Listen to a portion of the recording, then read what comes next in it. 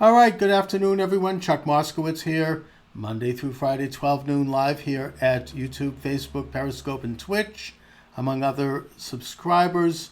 And my guest is Joseph Testa. He is the president at Testa Financial Management. We're going to be discussing the great topic of economy a bit today. Joe, thanks for joining me this afternoon. Good morning. Thank you for having me. All right, Joe, first of all, talk a little bit about your own background, what you do, and how you got there. Well, I have a background academically wise in what I would call public information. I've always been fascinated by the way information flows through a society and the effects it has obviously on people. And I discovered that I could also use that as a way to become a better investor. So I have a pretty extensive background going back to the brokerage business, and then I gravitated into the banks, and I worked for several of the national banks. And then I started my own investment advisory firm in 1994 because I thought I could do a lot better than the banks, and fortunately I have been able to do that. So it's been a long journey, and I keep refining my technique that I use for investing. And I became very interested in helping just general people. When I worked for some of the larger banks, I had some very, very well-known customer names from brand name families, things like that. And I noticed that over time that even though I was doing a good job for them, it was really a minor scope into the whole picture of their net worth. Mm-hmm. And then I thought I could do better and use my own technique to help broaden out a professional level investment service for average people. That was my intent, and so far that's what I've been doing. So I try to help families, and I'm fortunate I have families of variety of from modest means up to very, very high net worth families. So that's where I kind of got started, and I branched out a little bit. I have another company called Rising Tide Capital that does some business consulting to small and medium-sized businesses, because I discovered a lot of people that I was helping just with their personal investments. They also had businesses, and they asked me to help with their businesses. So that kind of grew into that. And then I started I'm a founding director of a community bank in Miami called Marquee Bank. Very, very exciting bank, it's doing very well. That's kind of exciting. And I started a small technology company, originally called Yada 280, now called Four Quarters IT. So I do a variety of different things, but Testa Financial Management is my main focus, and I'm here to help as best I can.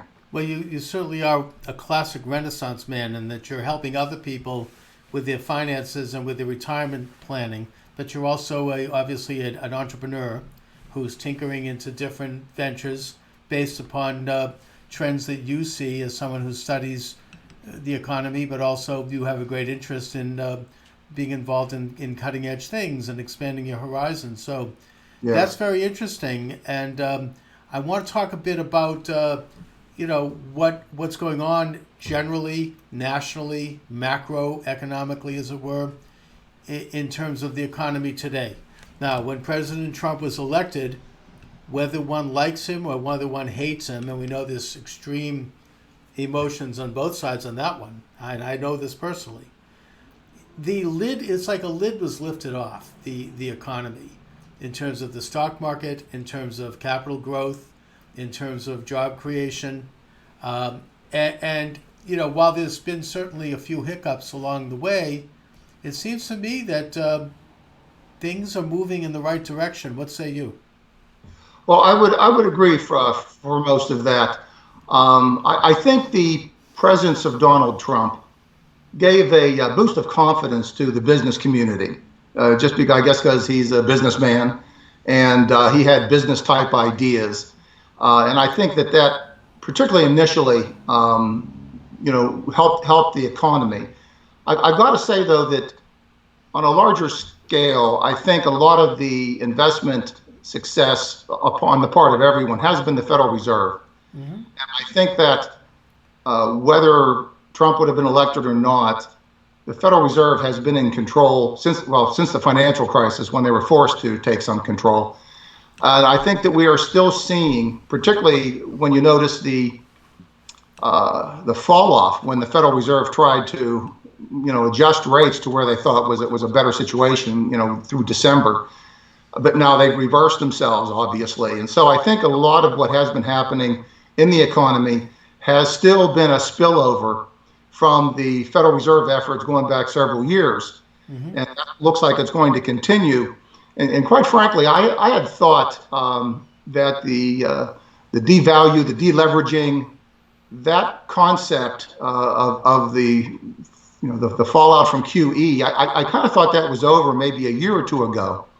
And now I'm starting to wonder with this latest move with the Federal Reserve that there still may be one more cycle, one more last gasp of deleveraging is still in play before we really significantly change back to the business cycle that is maybe more historically normal. It's been 10 years now, just about, for an expansion, obviously long by any measure.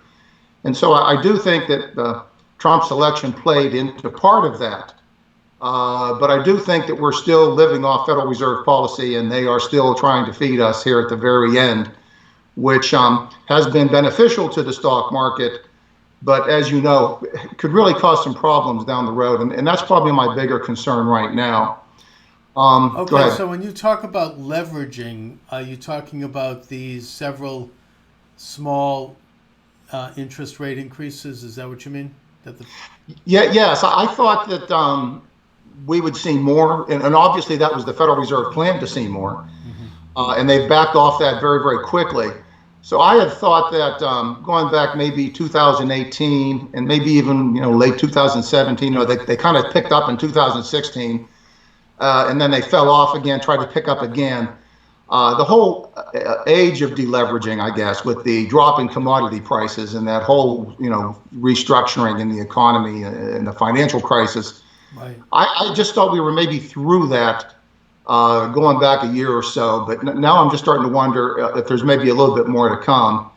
And that could make things very interesting. I do think that if we're in the last throes of that kind of push, that there will be some turmoil as we go through that last section and try to transition into a more normalized economy.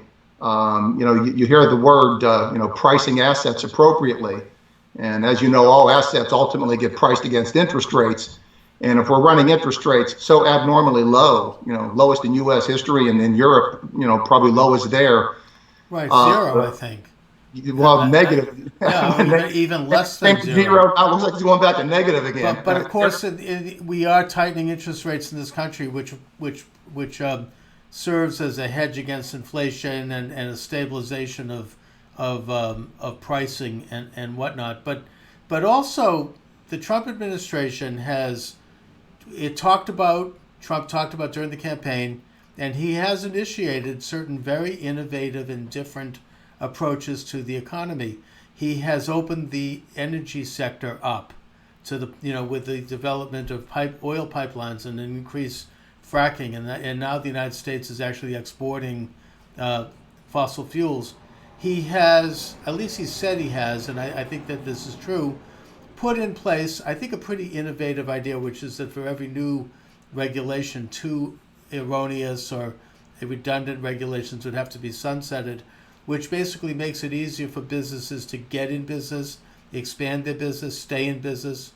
You have the congressional tax cut, which we'll talk about separately, but that at least theoretically stimulates the economy by leaving more capital in the hands of businesses and investors.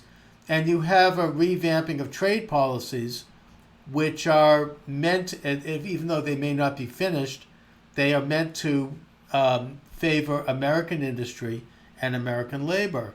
And the result has been an increase in the job market and an increase in capital investment and accumulation. So I think we can take a look at some of these policies and ask, are they working?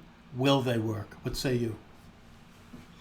I agree with much of what you were saying. If you don't mind, I'm going to take it from a larger perspective. Okay. I have been very concerned about the divisions in U.S. society. And I wrote an article, I have a blog, reasonatrisk.com. And last year, I wrote an article called The Civil War. I have been concerned and I've been observing what I thought was a division. I'm going back 10, 20 years now. I've been watching this, that there could be an underlying division working its way through society, and I thought it was underneath the surface.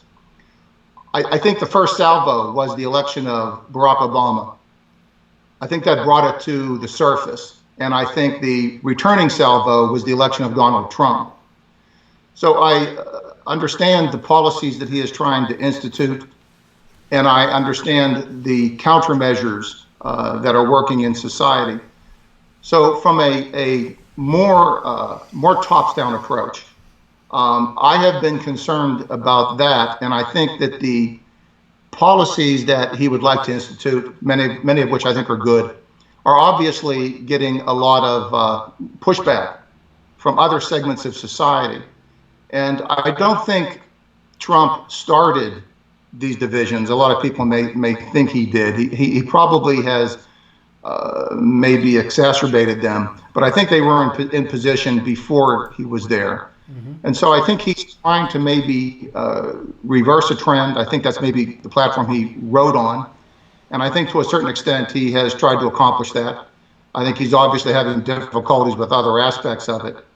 But I think there's so much going on. There's so many moving parts now in our society. And I think it really plays havoc with investment.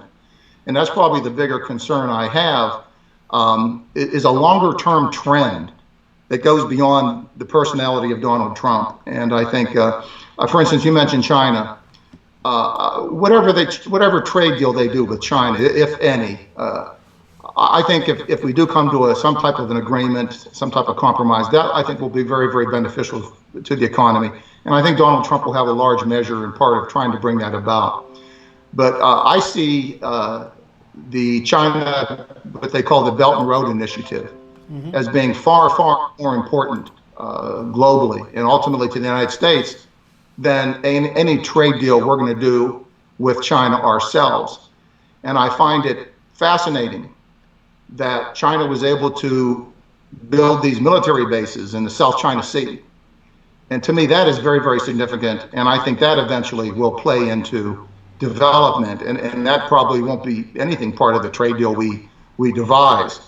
So these larger scale background issues, I think, are very important, and I think they're providing the dynamics behind the Trump attempt at policy.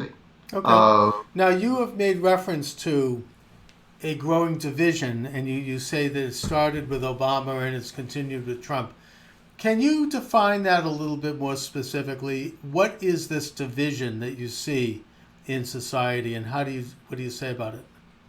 Well, when I say tops down, I mean really tops down. So I start dealing with, and this goes back to my study of public information, that tops down, I'm starting with philosophy and culture of a society, then move into macroeconomics, and then start going down. Okay. So I think when I say it didn't really start with the Obama election, it came to the surface with the Obama election. But if you look at I think the dysfunction over time that has been occurring in society, the dividing wealth gap, which is what is this division? So is it an economic thing, a division between rich and poor? I mean, or how do you see it? Is it sociological? That plays into it, but I think it's becoming philosophical when you see the concept of what the Democrats maybe are trying to talk about this. They're being branded socialist, and I'm not sure if that's totally accurate, but I can self-described socialists. I can understand where it's coming from. I mean, Bernie Sanders calls himself a democratic socialist. Yeah. So right. the rise of that philosophy, which was not part of the United States for a real long time. Exactly. It's never been. Or maybe during the labor disruptions in the 20s and 30s. In the early 20th century, they got. Yeah. I think Eugene Debs got like 18%. That was the high point. Yeah, so that I think there's a philosophical divide occurring. I think obviously part of it's economic, but I think this trend has been going on for quite some time. But to add another dimension to it, I think that we have been going through a societal move away from disclosure. And that's been going on for a while. You mean, You know, well, this is what only I, so much communication, but we're not using it as well as we could for disclosure. And I think disclosure is a real problem for investors and for citizens in general. And so that, I think, is another battle being waged, the battle of disclosure versus non-disclosure. let me just comment on that briefly because I think Yeah. you're onto something with that. I mean, and President Trump very maybe inartfully refers to this as, I think it's the deep state. It goes back. It's Truman implemented the national security state.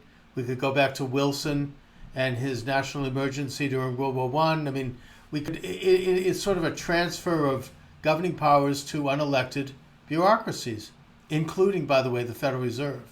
But Yeah. the point is that there is a sense that the American people, when they elect someone to office, that office holder has transferred powers in the past decades to unelected officials, even on an international level, who tend to exercise actual powers, and it tends to be a little bit on the secretive side. So, President Trump, I think his election has been a plea on the part of the American people to open these doors up and take a look at this, to bring back openness and to bring back some common sense and some calling things what they really are instead of this sort of bureaucratese and geopolitical euphemistic language that's been embraced both by people like Obama and by the Bushes and by both parties.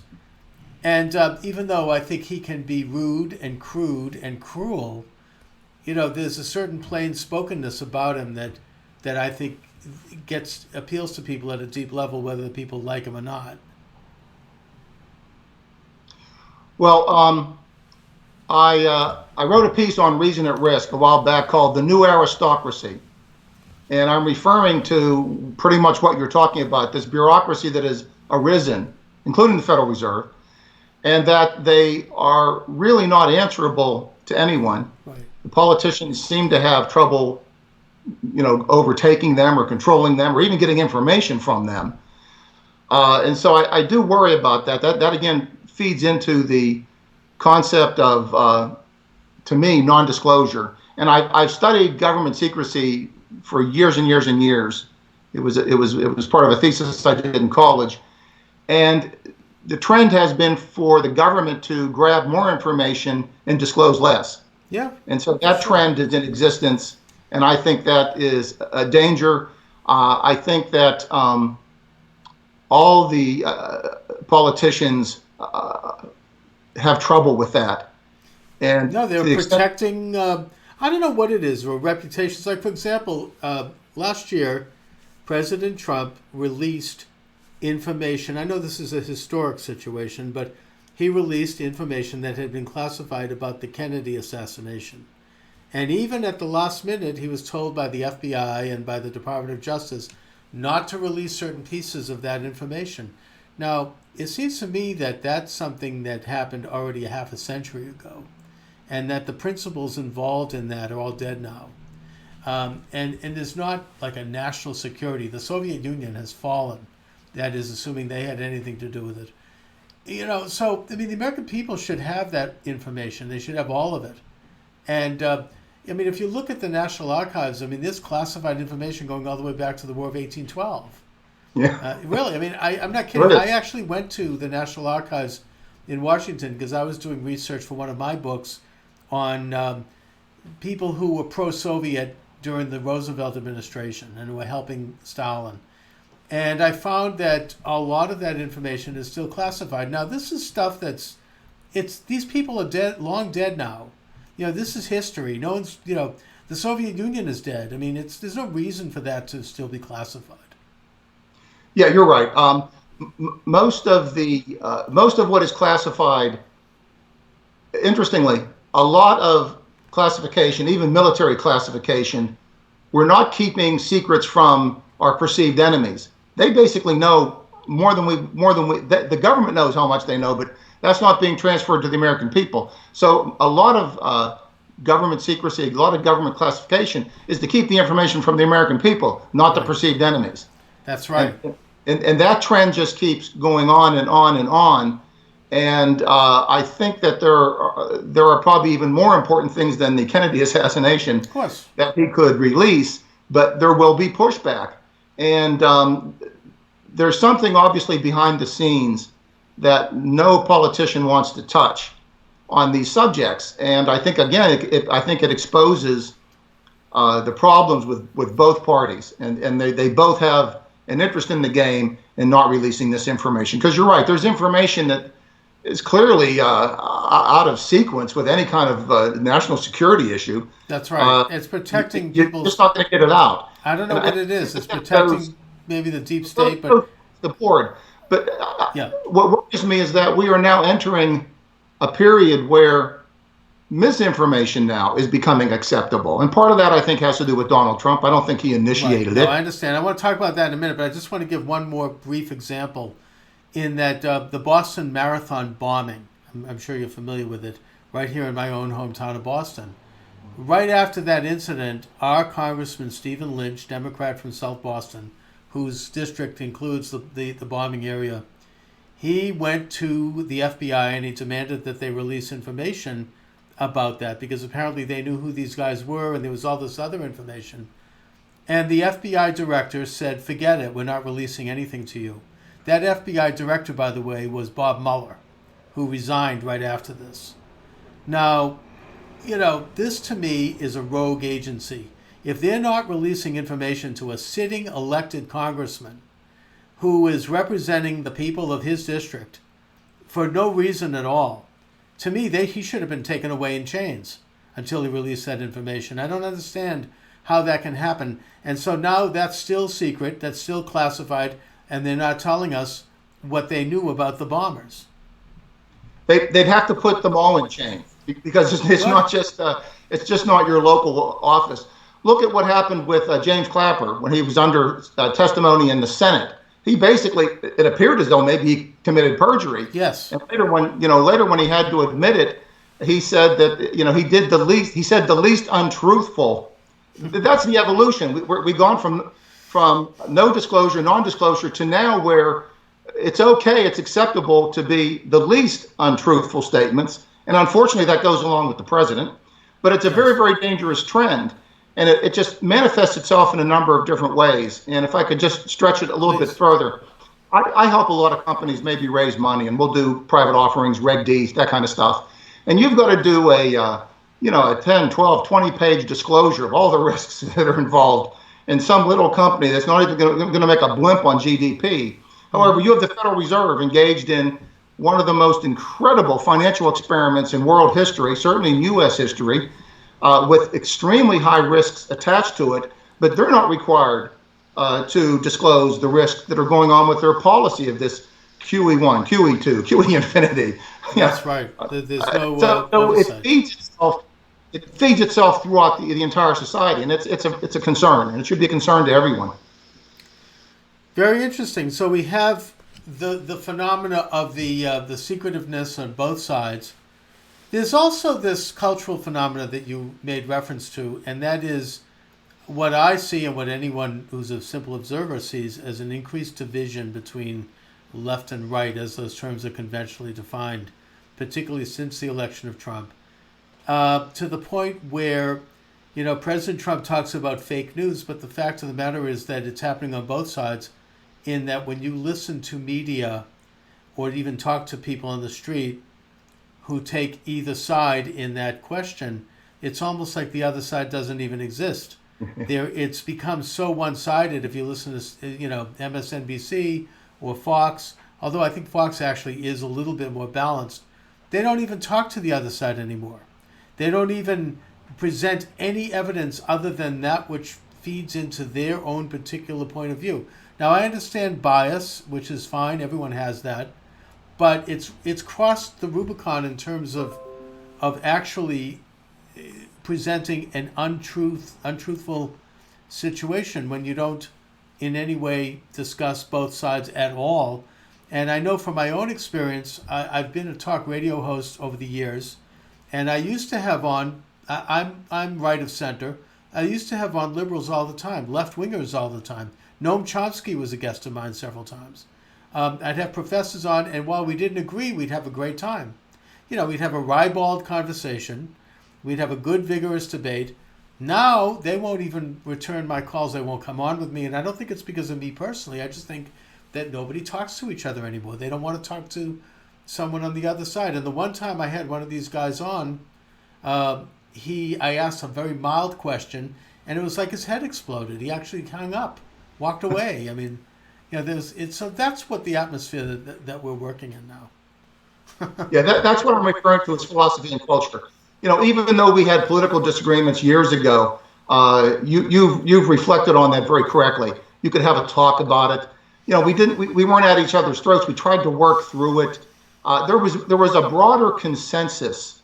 We weren't all completely on the same page, but years ago there was a broader consensus, and that is gone. And clearly we've lost the art of rhetoric. That people just take a certain side, and you're right, they get very upset when you bring in other notions. But again, I think that it's an underlying trend that we're not getting enough information from the government. We're not getting enough information from corporations. We're not getting enough information from the media. Everything is designed, to really play a certain part. There's money involved, obviously. Mm-hmm. And I think that trend is still underneath the surface, and it pops up. And I'm worried that it's getting worse. And you need to be concerned about it. Even if you're not an investor in the traditional sense, you need to be concerned about it, because I use the term financial ecosystem. Mm-hmm. And we're all living in a financial ecosystem. And, something happens over there, it's going to eventually, come home. And you need to factor that into a financial plan. I think it's imperative. And I just think it's a problem. And I think you've correctly called it. Since you have a history of talking with people, you've correctly called it. Now, Joe, we're reaching toward the end of the interview, but I want to get to the basic question that all these other questions lead to. We've talked about public policy. We've talked about, the position of American society. The Trump economy, call it what you will, but yet there is an increase in job participation, including amongst minorities, and there has been more investment. How is this affecting your average person on the street, your regular blue-collar worker, your middle-class person? How did the tax cut affect them? How are they feeling from your barometer? Well, again, I'm fortunate that I have a wide range of clients, which I enjoy, and it really actually helps me as an investor, because I'm a big believer in contrarian theory and stuff like that. I think that a lot of the criticism that was leveled at the Tax Act, I think some of it has been true, that it was certainly perceived, and to a certain extent, a giveaway to corporations and the wealthy, and that a lot of the money was used for stock buyback, not as much for capital investment. I think this goes back to a serious problem we have with the discussion of taxation. And I write about taxation all the time, that when we're not getting good disclosure on taxation, you can never really make good decisions about it.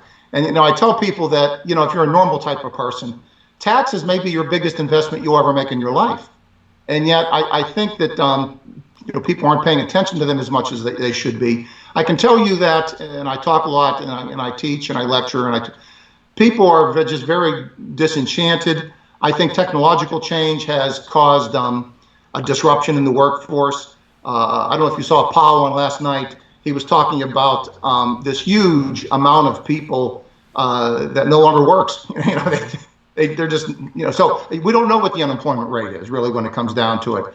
But I think that there is a general feeling of unease and nervousness on the part of everyone, including the wealthy. Okay. And I just don't know how that totally gets reconciled. It's going to be reconciled, but how, is going to be a very interesting process.